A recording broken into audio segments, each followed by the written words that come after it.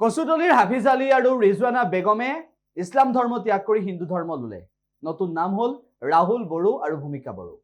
ইয়াৰ পাছতে জনজাতীয় সমাজ গৰজি উঠিছে। জনজাতীয় সমাজে মন্তব্য কৰিছে কিয় বড়ো উপাধি ল'ব, ইয়াকে লৈ হৈছে প্ৰতিক্ৰিয়া। তেওঁলোকে সংবাদমেল সম্বোধন কৰিছে।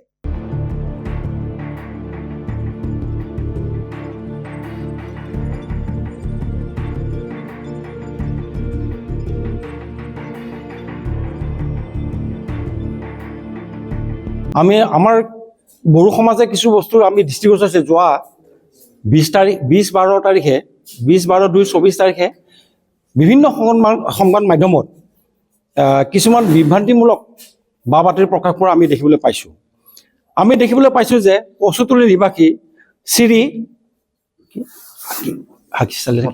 হাফিজ আলী আৰু তেওঁৰ পত্নী ৰিজৱানা বেগম RSS আৰু বজৰংগ দলে বিশ্ব হিন্দু পৰিষদৰ সহযোগত তেওঁলোকে হিন্দুলৈ ৰূপান্তৰিত কৰিছে।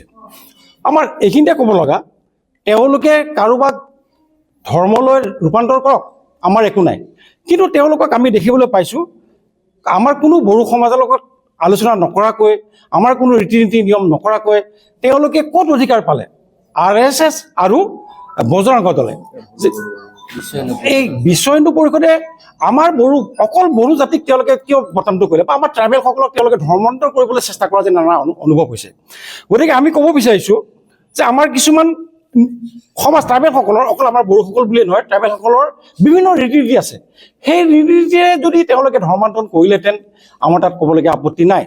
তদুপৰি আমাৰ ইয়াত যদি আমাৰ কিছুমান মানুহক যদি আমাৰ যদি কাৰ্বি ছোৱালীয়েতো বড়ো সমাজলৈ আহে, আমাৰ কিছুমান নিয়ম আছে। 12 গাঁও আছে, 18 গাঁও আছে, 18 পৰিয়াল আছে, তেনেকৈ কিছুমান আমাৰ নিয়ম আছে। তেওঁলোকে দং পাৰ কৰাব, ঘাট পাৰ কৰাব, তেনেকৈ বিভিন্ন নিয়মেৰে কৰিব।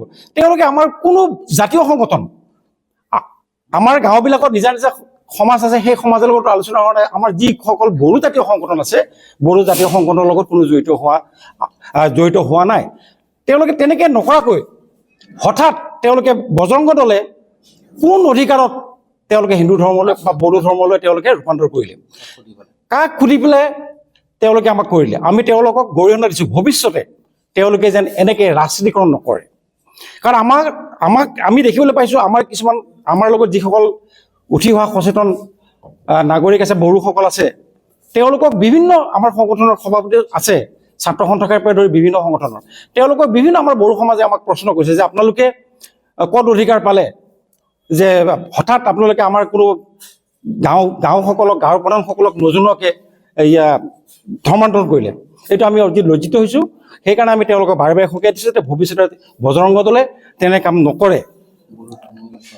বড়ো ৰূপান্তৰ হোৱাৰ আগতেও আপত্তি নাই যদি আমি এইখিনি কথা ক'লোৱে যাওঁ।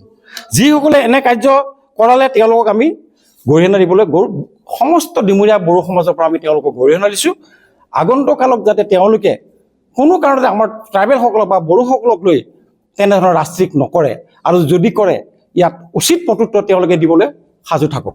যিকোনো খবৰৰ বাবে যোগাযোগ কৰক 7099017330 লগতে 7099017110 নম্বৰত।